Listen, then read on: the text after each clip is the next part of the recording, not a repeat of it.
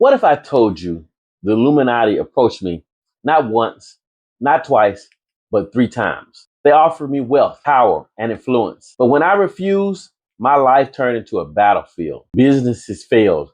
My name was dragged through the mud, and I barely escaped with my life. But here's the truth. They don't want you to know. This wasn't just an attack on me. It was an attack on my purpose. And if you've ever faced opposition for simply being who you are, then this message is for you. Stay with me, because what I'm about to reveal might just change everything for you. No, I don't take shit. I got no love for the fakeness. If you wanna play tough and wanna hate this, I'll always In show up. 2017, my life took a turn that I never expected. Through Instagram, I was approached by an organization claiming to be the Illuminati. At first, it seemed unreal, like something you'd hear about in a conspiracy theory. But this was no joke. They came to me directly, offering me wealth, status, and influence. I rejected them. Then, in 2018, they came again. Same promises, same attempts to lure me in.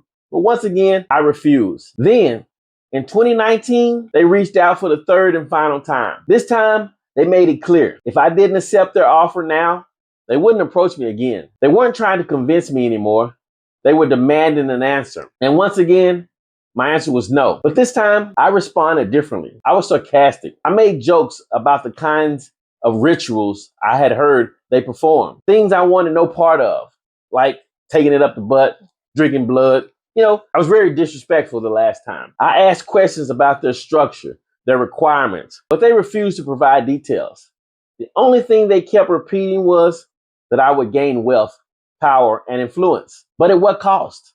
That was the question I wanted to know. At what cost? They wouldn't give me any information. Just join. See, that's the thing about the devil. He never gives without taking something in return. And I knew that whatever they were offering wasn't worth my soul. Then everything changed. After that last rejection, my life began to unravel. I had always been successful at building businesses, but suddenly I faced roadblocks at every turn. My marketing efforts stopped working. I was using Google Ads and other platforms, and they were just like banning me for no reason. Just all of a sudden they banning me. My social media presence was suppressed. I was shadow banned across multiple platforms. My content blocked. My reach cut off. I couldn't figure out why my businesses, which had thrived for so long, was suddenly struggling. Then came the trolls. People I had never met started spreading rumors, attacking my character, and working to isolate me. Friends, family, business associates all started pulling away. Lies were being told about me, and I couldn't stop them. It became clear that this wasn't just bad luck. This was intentional. Their goal was to break me. They wanted me bankrupt, alone, desperate, and ultimately suicidal. Then came the car crashes. 3 wrecks. 3. 2 of them left people stunned that I walked away unharmed. But it was the last one that left the biggest impression. Not on me, but on the woman who hit me from the rear at 70 miles an hour. She was speechless. She just stared at me, unable to talk for over 30 minutes. She had seen something supernatural. I don't know what she saw in that moment, but I do know that the Most High was protecting me. This woman, we were both going 70 miles an hour on the highway, and she rear-ended me as I was changing lanes, which caused my vehicle she hit me so hard that I was in a big old truck, a Ram 1500 truck. It was lifted and everything, big rims, blah, blah. She hit the back of the vehicle, caused the back wheels to come off the ground and then skirt to the side. And I was maintaining control while the back rear end was bouncing. And it was a cement, I guess it was a guardrail or something on the highway. And I ended up hitting that at the full speed, 70 miles an hour, but I hit it on the driver's side bumper. I hit it so hard that the rear end came up off the ground and bounced down again. And I was unhurt. I wasn't hurt. I actually told her, hey, let's get off the highway, because it was a busy highway. I said, let's go down there because of the prior accidents I had.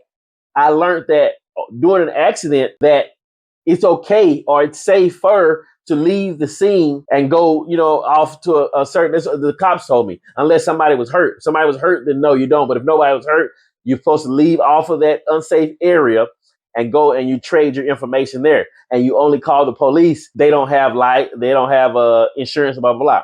So anyway, I said, hey, let's go down here. She, in the whole while, she just looked at me like, she just She's stunned. So finally we get down to this area where the Planet Fitness parking lot. I give her my insurance. I'm asking her for her insurance. But the whole time she's just like, she can't say a word. She gives me her insurance in silence. We go through the whole process, like a 30-minute process in silence. She is just shocked. She's just amazed. But what she's seen, I don't know. But the truth is, these attacks weren't just physical. They were spiritual. The revelation, during my forced isolation, when everything seemed to be falling apart, something incredible happened. The Most High started revealing the truth to me, piece by piece, like a puzzle coming together. I realized that this wasn't just an attack on my business, my reputation, or even my life. This was an attack on my purpose. See, before this, I thought I could fight these forces with my own willpower, but isolation forced me to see the bigger picture. This wasn't a battle I can win on my own. This was spiritual warfare. I started seeing people differently, not as my enemies, but as vessels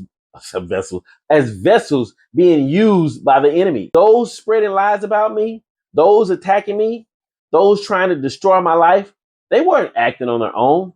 They were being influenced, manipulated by dark forces trying to break me. And then I finally understood why. Why me? Because of my influence. That's what the Illuminati representative had told me in our second conversation. They saw something in me, something the enemy wanted to control. And when they realized they couldn't have me, they wanted to destroy me instead. It's the same test that Christ faced in the wilderness when he was tempted by Satan, when Satan showed him all the kingdoms of the world and promised him power, wealth, and dominion, if only he would bow. If only he would bow. But Christ refused, and so did I. I refused. I didn't know what I was doing at that time. I didn't realize it at the time, but that was my test. I was being tested to see whether I would sell out for material gain or stand firm in my faith. You see, before that incident, I know a lot of people say, oh, I would have stand, but at that time, I was not spiritual. I was not even religious at that time. I grew up in a Baptist church. We have our own family Baptist church. My dad is associate pastor of the church,